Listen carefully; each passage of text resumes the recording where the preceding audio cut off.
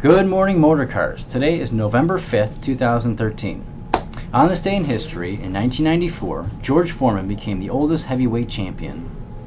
In 1895, the gas-powered car was patented by George Selden. Today's word of the day. Today's word of the day is telephone etiquette.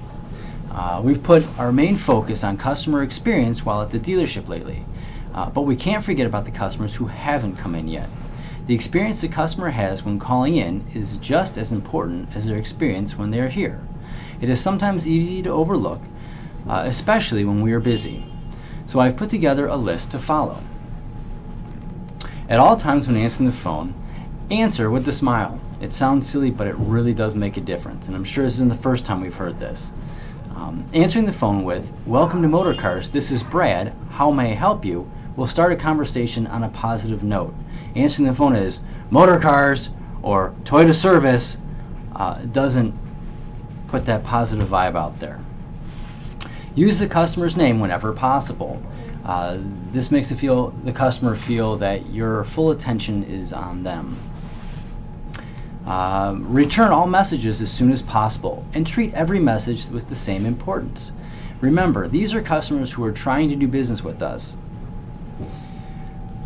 The next, do not transfer a customer without getting their permission. Inform them with whom they will be speaking to, and never blind transfer a customer. For those of you who don't know, blind transferring is just transferring a call to another department without notifying the person who you're transferring it to.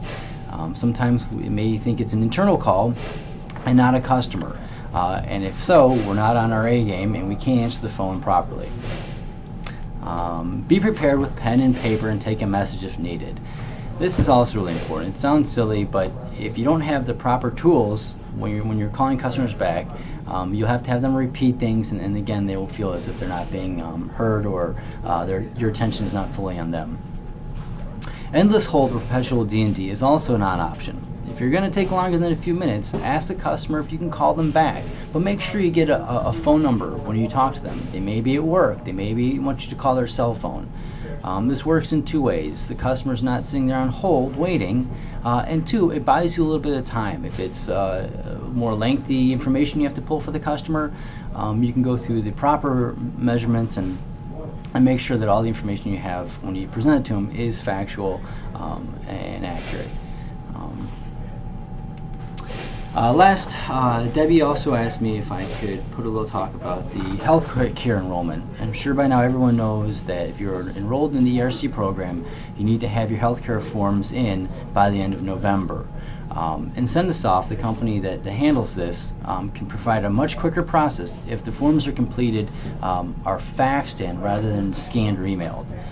The fax number is, don't worry about remembering this, 877-216-6162. But if you need that number, just give Debbie a call and she'll be able to give you all the information needed. All right, that's it for today. Hope everyone has a great day, and we'll see you tomorrow. Bye-bye.